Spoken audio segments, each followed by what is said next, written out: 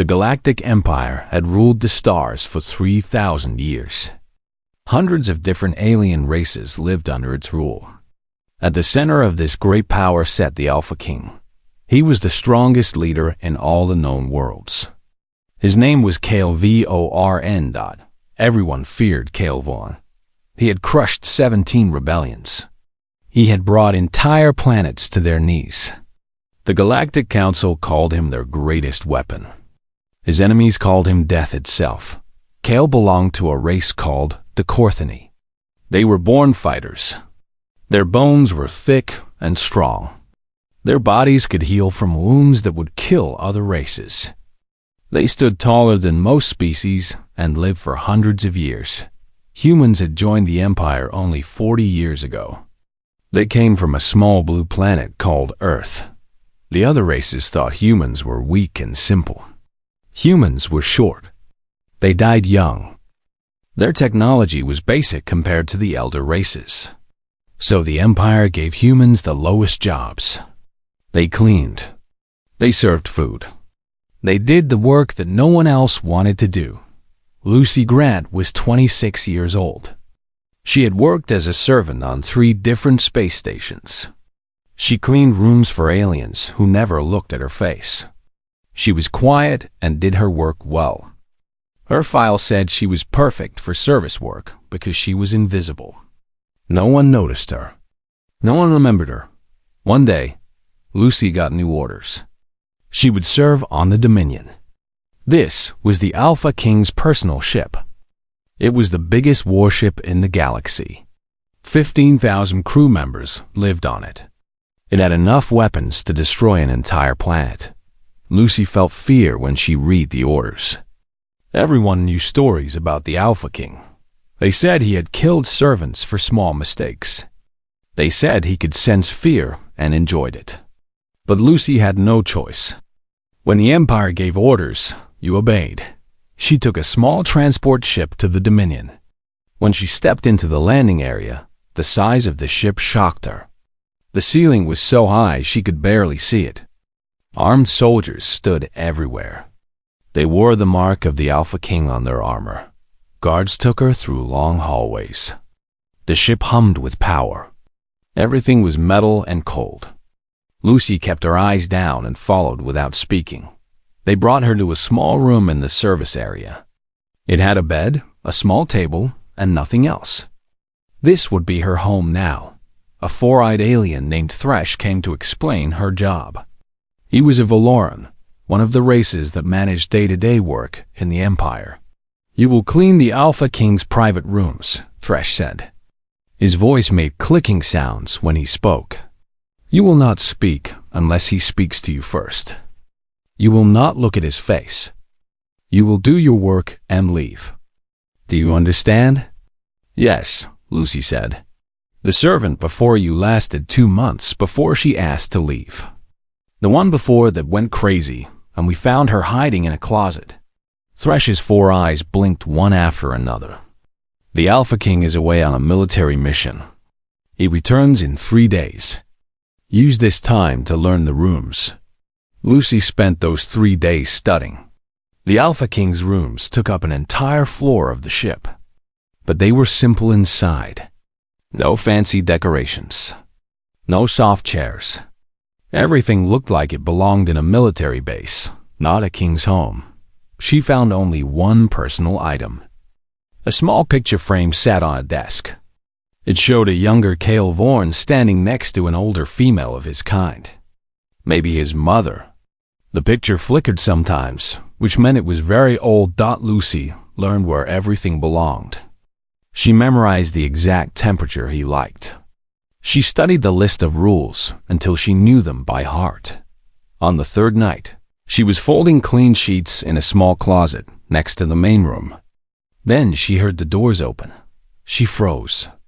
The rules said servants should stay out of sight. She pressed herself against the closet wall and looked. Through a small crack in the door, she saw him. Kale Vorn was almost 7 feet tall. His skin was dark gray, marked with scars that showed his rank.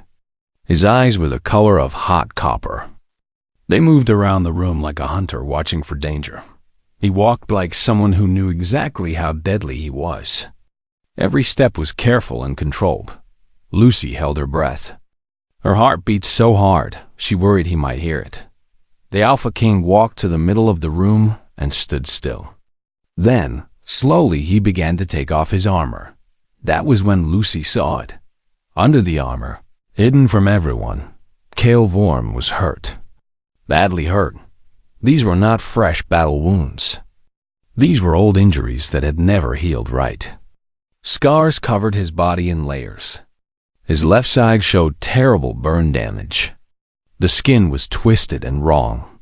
His right arm had marks, where his body had tried to heal itself and failed. But the worst part was his back. A huge wound ran along his spine. It glowed with a sick green light. The light pulsed like a heartbeat. Lucy had never seen anything like it. The wound looked alive, like something evil was living inside it. As the armor came off piece by piece, Kale changed. The powerful king disappeared. His shoulders dropped. His breathing became hard and painful. He moved like an old man carrying a heavy weight. He was suffering terribly. Lucy watched him lower himself onto his bed.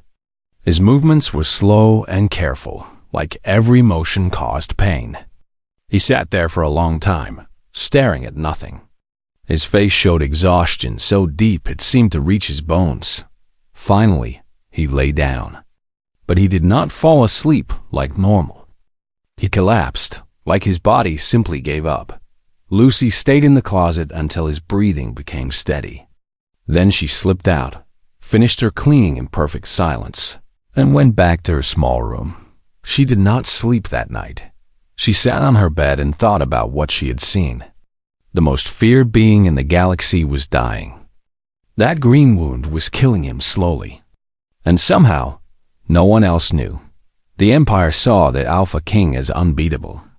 His soldiers believed he was immortal. His enemies feared his strength. But Lucy had seen the truth.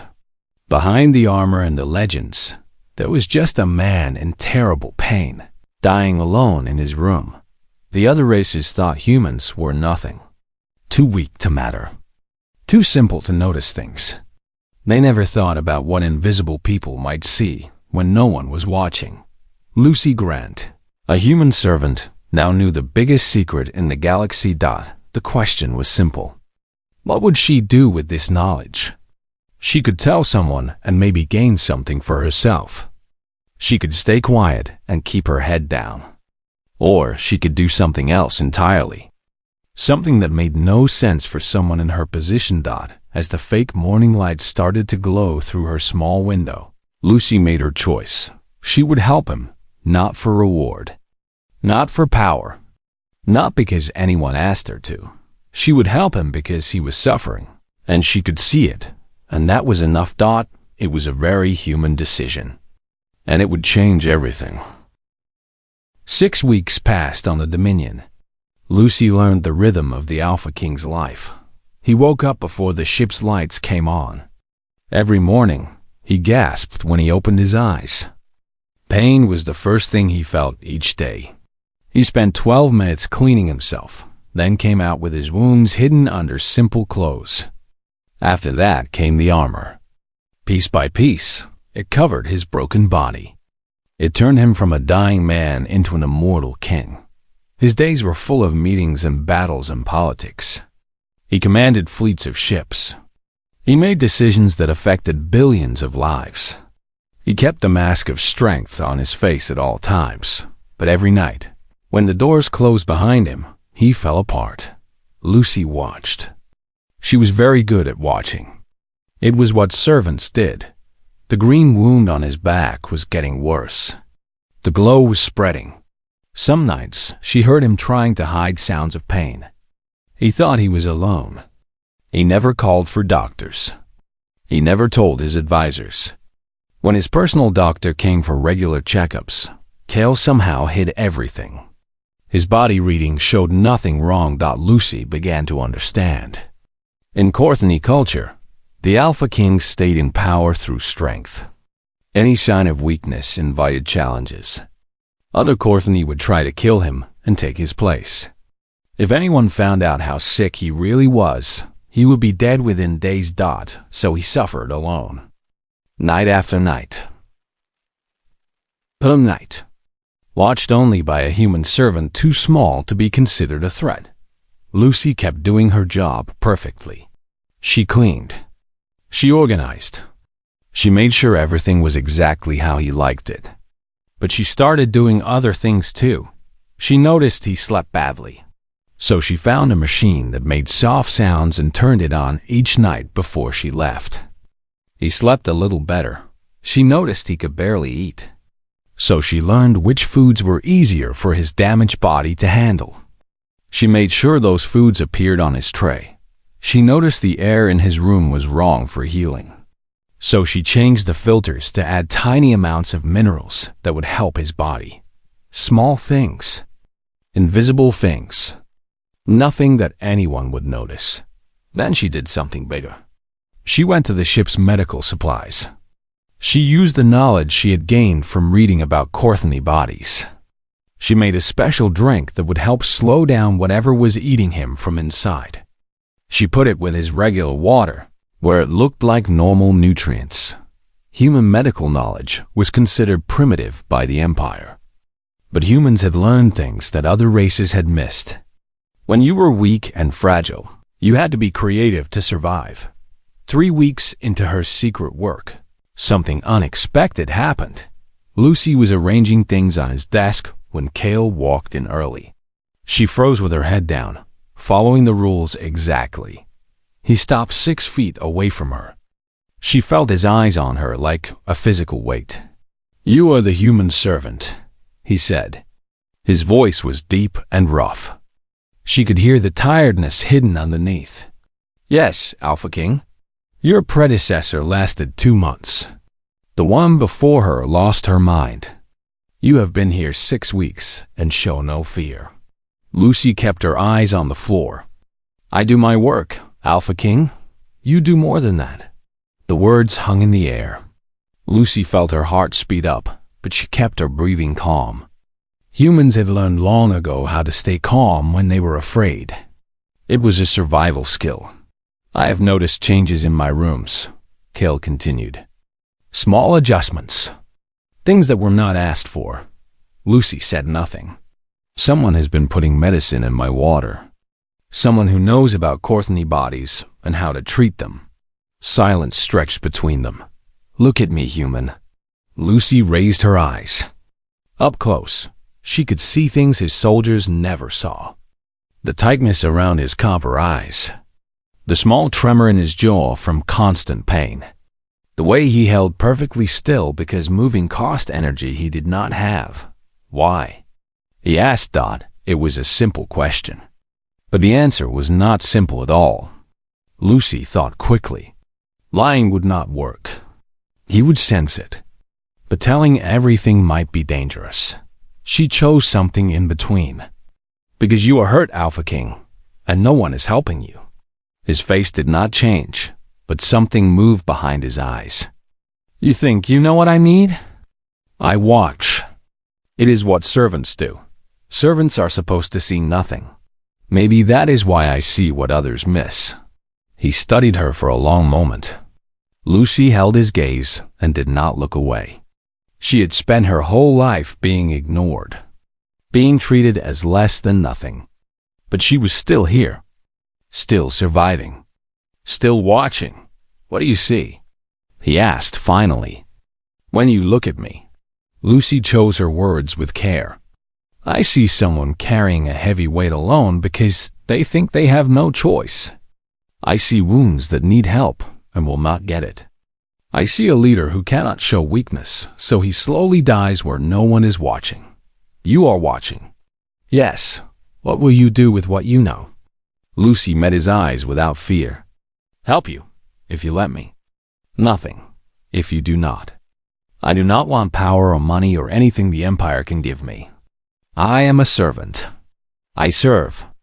That is what humans do." Cale was quiet for a long time. When he spoke again, his voice was different. Still strong, but with something new underneath. The wound on my back came from a weapon made by the Void Collective. We fought them on a planet called Nexus 7. Their technology is beyond anything our doctors understand. The wound will kill me within 6 months. Maybe less. When I die, the Empire will fall into war. Millions will die. He paused, his copper eyes burning into hers. No one knows this except my doctor, who is sworn to silence. And now you. Lucy took this information without showing any reaction. Why tell me? Because you already knew. Your medicine has been slowing the spread. I felt the difference within days. He moved closer. She could see how tired he was, how much pain he was hiding. You have been treating something my own doctors said could not be treated. With simple human medicine and small changes that no one else thought to try. Human medicine is different, Lucy said quietly. We had weak bodies and few resources. We learned to be creative. Your creativity has given me more time, weeks, maybe more. He studied her face. Tell me, human servant, do you have more ideas? Or is this all your people can offer? Lucy thought about what she knew. About Courtney bodies. About the wound she had seen. About the green light that seemed to be eating him alive. I would need to see the wound directly, she said. And I would need to study more. But yes, I think there are things your doctors have not tried. You think, I am human, Alpha King. We believe in many things that others call impossible. Sometimes we are right. For the first time since she had come to his ship, Cale Vorn smiled.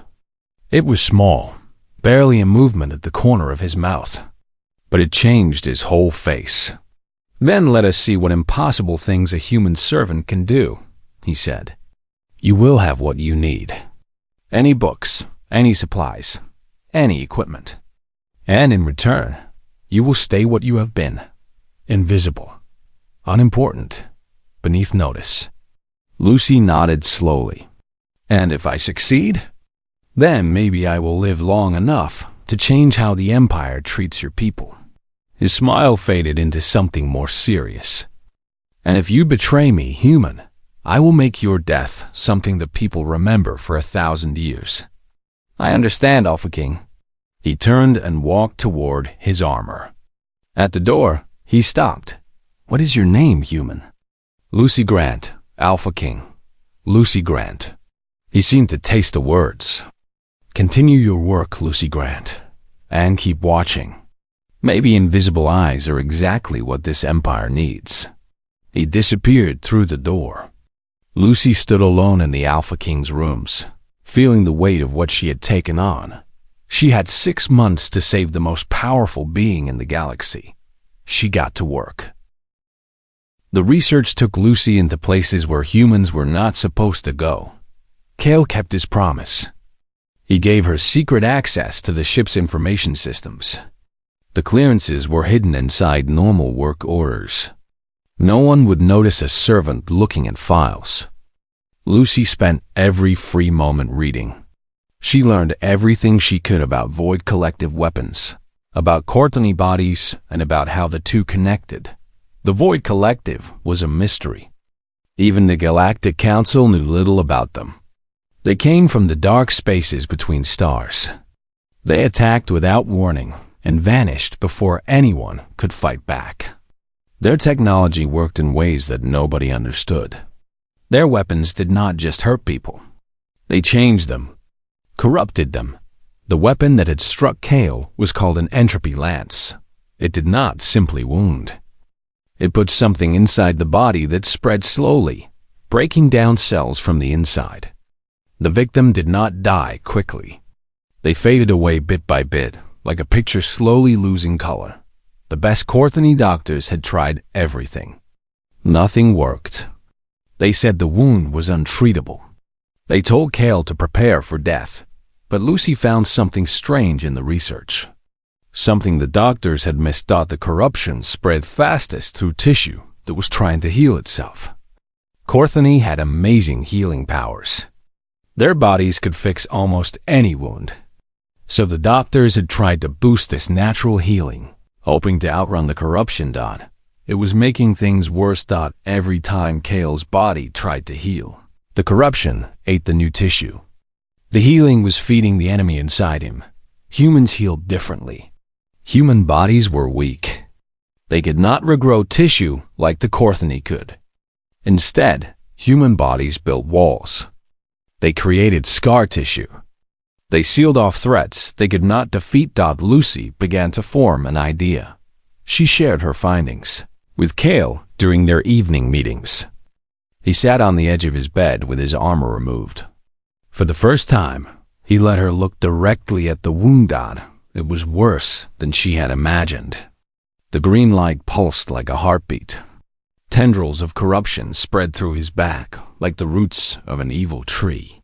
She could see where his body had tried to heal and been consumed for its efforts. The healing is feeding it, she explained. She kept her voice calm and steady. Every time your body tries to fix the damage, the corruption absorbs the new tissue. It uses your own strength against you.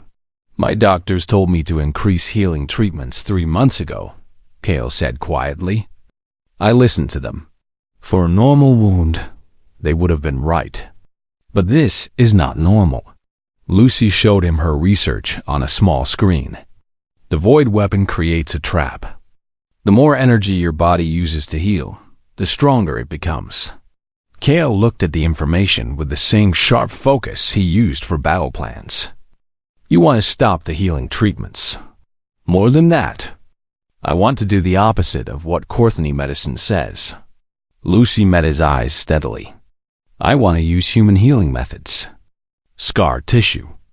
Building walls. We contain the corruption instead of fighting it. Your kind's healing is considered weak and primitive. Our kind's healing kept us alive on Earth for 200,000 years. We learned to trap things our bodies could not beat. It is not pretty, but it works. Kale was silent for a long moment.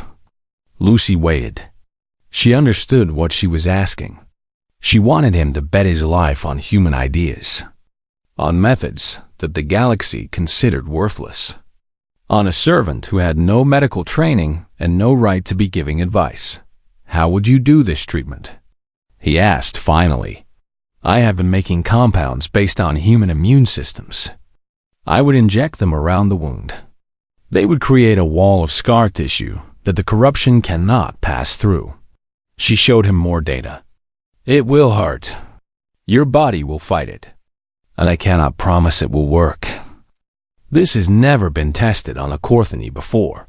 But you believe it will work. I believe it is the only thing that has not already failed. Kale stood up and walked to the window. Stars moved slowly past as the ship traveled through space. When he spoke, his voice was far away. Do you know why I let you try, Lucy Grant? No, Alpha King. Because in 40 years, I have never seen a human offer help without being forced to. Your people learned early that being noticed meant being hurt. You survived by being invisible, by giving nothing that might draw attention. He turned to face her. Yet you saw my wounds when no one else did. You chose to help when staying quiet would have been safer. Why? Lucy thought about the question. It deserved a true answer. Because suffering is suffering, no matter who feels it. Because you carry this alone when you should not have to. Because I've spent my whole life watching powerful people and seeing the weight they carry. She paused.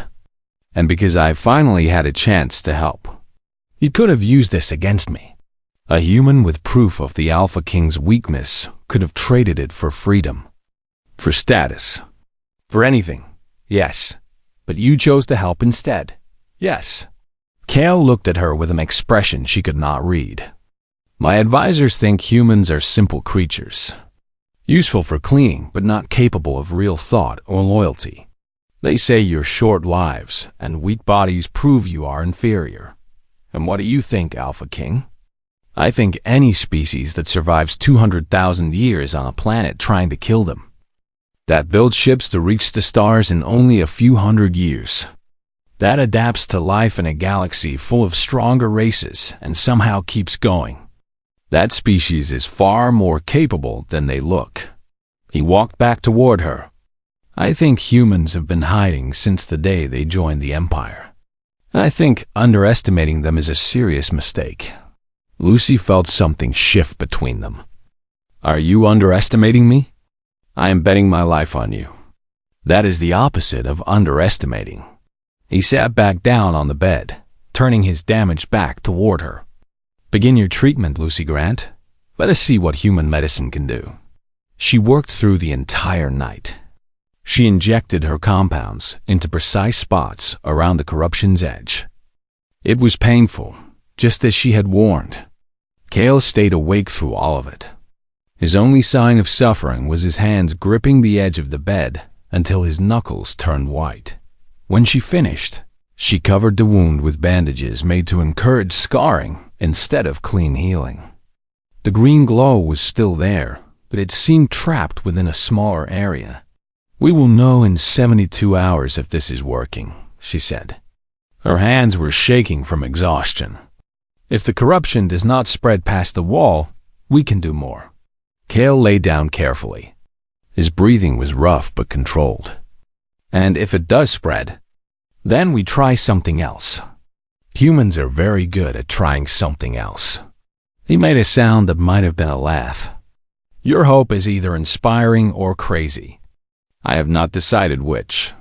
Most humans cannot tell the difference. It is one of our useful traits.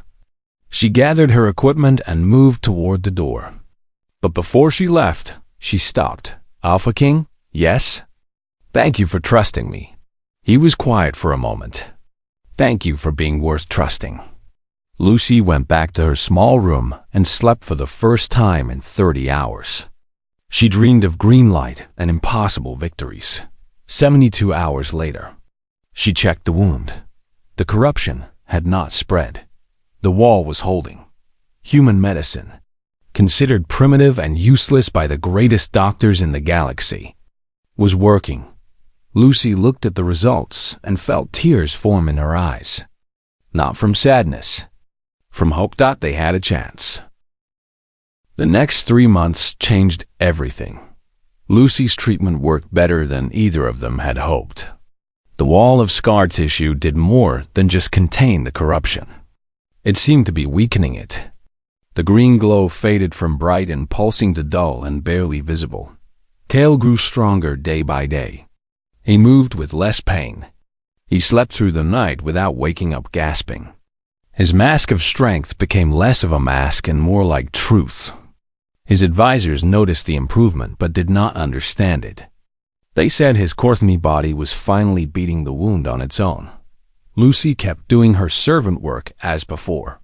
She cleaned, organized, and stayed invisible to everyone except Cale.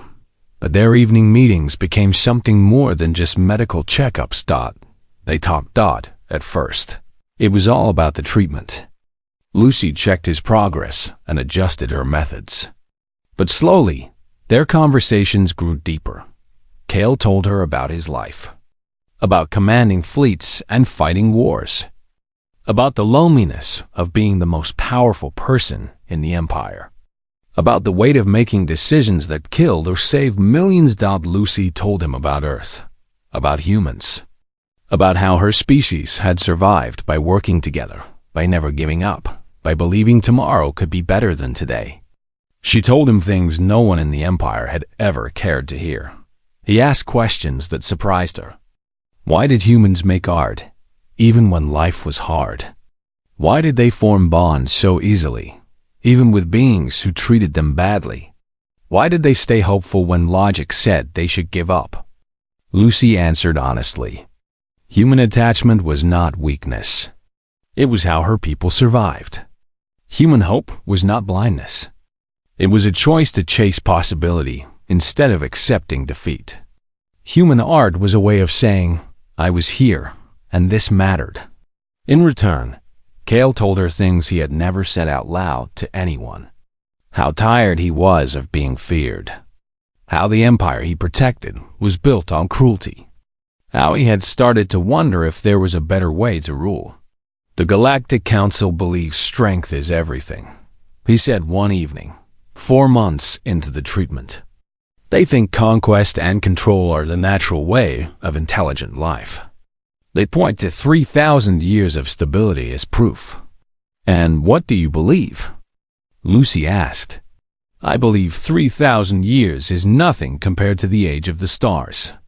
Humans went from lighting fires to flying through space in just a few thousand years. That kind of change is real stability. An empire that needs fear to survive is just waiting to collapse. Lucy was quiet for a moment. That sounds like dangerous talk for an Alpha King. Maybe. Or maybe it is the beginning of something new. He looked at her with those copper eyes that had seen so much death. Change that cannot come from war alone. In the 4th month, Lucy brought amazing news. The corruption was not just contained. It was shrinking. The wall of scar tissue was actually consuming the damaged areas and replacing them with healthy tissue.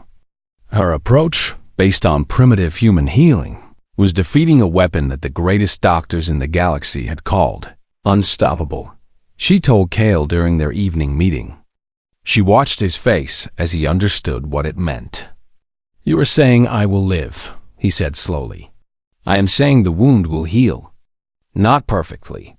You will have scars forever, and your left side may never move quite right. But yes, you will live. He sat in silence for a long time. When he finally spoke, his voice was rough with feelings she had never heard from him before. I had accepted death. I made plans for what would happen after. I prepared myself for the end. And now you tell me I have a future I did not expect. Yes, a future I must decide how to use. Yes. Cale looked at her in a way that mixed gratitude, confusion, and something else she could not name. You have given me a gift I do not know how to repay, Lucy Grant. I do not want payment. Ben, what do you want? Lucy thought about her people. Billions of humans scattered across the empire, doing the lowest work, treated like intelligent cleaning machines. She thought about the waste. All those minds, all that potential, ignored because the galaxy thought humans were worthless. I want you to remember what you said about humans hiding in plain sight, she said. I want you to think about what we could do if someone let us. Not as servants, as partners, as equals, as something more than what the Empire believes we are. Cale nodded slowly. You want me to fight for your species. I want you to see us. Really see us. The way you have seen me. And then do what you think is right. That could take years. The Council does not change quickly. Humans are patient. We have been waiting 40 years for someone to notice we were worth noticing. We can wait longer. And if I disappoint you? If I go back to my old ways after I am healed? Lucy met his eyes without blinking. Then I will still have saved your life because it was the right thing to do. The result does not change the value of the action. Cale stared at her for a long moment. Something changed behind his copper eyes. Then he reached out and took her hand. It was the first time they had touched outside of medical treatment. You speak like someone who has already decided the future, he said quietly. I speak like a human. We have been deciding impossible futures since we first looked at the stars and imagined reaching them. He did not let go of her hand. I have commanded armies and conquered worlds and made emperors kneel before me. But I have never met anyone like you, Lucy Grant. There are billions more like me. You just never looked. Then maybe it is time I started looking. They sat together in the quiet of his rooms. The most feared being in the galaxy and a human servant, connected by something that had started as medicine and become something much more. Outside the window, stars turned slowly past. Somewhere out there, billions of humans were working, surviving, waiting. They did not know that their future was being shaped in this room, in this moment. by two people from different worlds who had found something real in each other. Kale finally released her hand. The treatment is almost complete? A few more weeks. Then we will know if the healing holds. And then? Lucy smiled, a small expression that held more meaning than words could carry. And then we see what happens next. That is what humans do. We face what comes and we adapt. Together? The word hung in the air between them. It carried weight. It carried risk. It carried the possibility of something neither of them had expected to find. Lucy looked at the Alpha King, at the man she had come to know beneath the armor and the legend. She saw his strength and his wounds, his power and his loneliness, his fear and his hope. She saw someone worth standing beside. Together, she said, it was a promise neither of them fully understood yet. But it was the beginning of something new. Something that would change not just their lives, but the entire empire. The maid who was sent to take care of the Alpha King had done more than heal his wounds. She had given him a reason to build a different future, and he had given her something too. A chance to be seen. A chance to matter. A chance to prove that humans were worth more than the galaxy had ever believed. It was just the beginning. 6 months after Lucy began her treatment, the Alpha King returned to the Galactic Council. The great chamber fell silent when Kale Vorn walked through the massive doors. 200 alien races watched as he took his place at the center. He moved with the deadly grace that had made him famous. But something was different. He seemed stronger, more alive, more certain of his purpose. "I have been away," he said. His voice carried to every corner of the room. "And while I was away, I had time to think. About this empire. About what we have built. About what we have destroyed in the building of it." The council shifted nervously. This was not the speech they expected. For 3,000 years, we have kept order through fear. We have brought new species into our empire by conquering them. We have ruled through power and punishment. We told ourselves this was the only way. The natural order. He paused. We were wrong. Whispers filled the chamber. The Void Collective exists because we created them. Every species we crushed. Every technology we banned. Every dream we destroyed. These are the seeds of our own destruction. We have been fighting the symptoms while ignoring the disease. And the disease is how we rule. A Valaran delegate stood up. "Alpha King, with respect, this empire has lasted 3,000 years. Our methods work. Our methods are temporary," Kale replied. 3,000 years is nothing in the life of the galaxy. And our stability is already breaking. The Void Collective is just the most visible crack. There are others waiting in the darkness, watching for the moment when fear is no longer enough. He stepped down from the platform and walked among the delegates. "I propose something different. Not weakness. Expansion of strength. Not chaos. A new kind of order." He stopped in front of the human section, where 3 minor officials sat. They were assigned to handle paperwork too small for other races to bother with. "I propose we start by changing how we see some of our members, by asking what they could give us if we let them." The chamber became completely silent.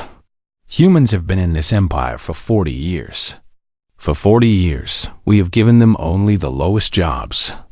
We assumed they were worthless without ever testing them. This ends today. The Valaran delegate spoke again. "Alpha King, humans are weaker than almost every other species. They die young. Their bodies are fragile. Their technology is basic. What could they possibly offer?" Kale smiled. It was not a friendly expression. "A human saved my life." Shocked silence. "The official records say I was wounded in battle. This is true. But they do not say the wound was killing me. Our best doctors declared it untreatable. I had months to live. His copper eyes swept the room. A human servant changed that. Using methods our doctors never thought to try. Using ideas our scientists dismissed as primitive.